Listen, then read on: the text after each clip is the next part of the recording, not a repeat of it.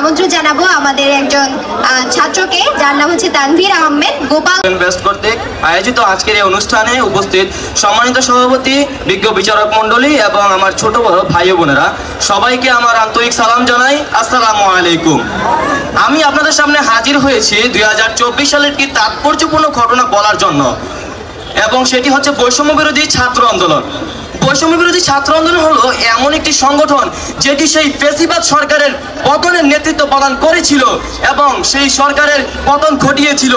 এবং এই আন্দোলনটি শুরু হয়েছিল মূলত কোঠাকে কেন্দ্র করে, এবং দেখা যায় যে 1972 সালে বাংলাদেশের সরকারি এবং বেসরকারি চাকরিগুলোতে কোঠা পদ্ধতি চালু করা হয়, এবং সেই কোঠা পদ্ধতি ছিল 30% ছিল মুক্তিযোদ্ধা কোঠা, এবং 10% ছিল নারী কোঠা, 10% ছিল জেলা কোঠা, এবং 5% ছিল ক্ষুদ্র নিগোষ্ঠী কোঠা, এবং 1% ছিল প্রতিবন্ধী কোঠা।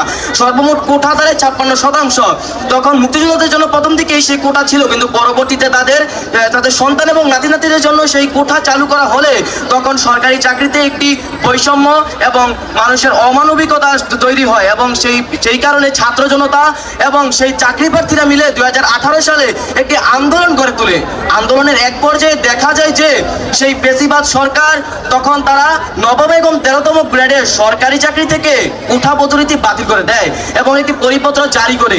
কিন্তু 2024 সালে এসে দেখা যায় 5 জুন সুপ্রিম কোর্ট থেকে জানানো হয় সেই বাতিলকৃত পরিপত্রটি অবৈধ।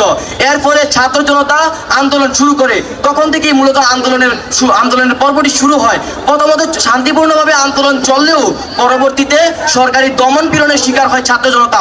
এর ফলে তারা সহিংস রূপ ধারণ করে। যখন 16 জুলাই যখন বেগম রোকেয়া বিশ্ববিদ্যালয়ের সামনে যখন ছাত্র জনতা আন্দোলন করছিল, আন্দোলনের মুখে যখন পুলিশরা যখন ছাত্র জনতার উপরে আক্রমণ করে, সেই গুলিতে নিহত হয় আবু সাঈদ। আবু সাঈদের মৃত্যু যেন সেই আন্দোলনের মূলকেই ঘুরিয়ে দেয়। মূলত ঢাকা বিশ্ববিদ্যালয়কে কেন্দ্র করে এই আন্দোলন গড়ে উঠেছিল। যখন ঢাকা বিশ্ববিদ্যালয়ের হলগুলোকে বন্ধ করে দেওয়া হয়, যখন ক্যাম্পাসগুলোকে ছাত্র শূন্য করে দেওয়া হয়, তখন এগিয়ে আসে বেসরকারি বিশ্ববিদ্যালয়গুলো। তখন তারা উত্তরা, মিরপুর 10 সহ বিভিন্ন এলাকায় রণক্ষেত্রে পরিণত করে।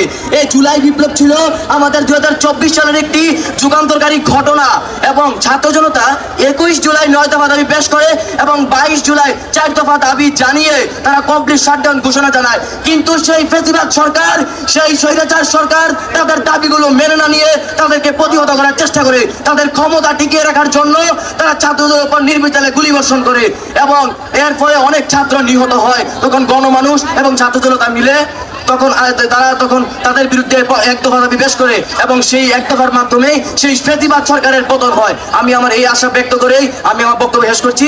আসসালামু আলাইকুম।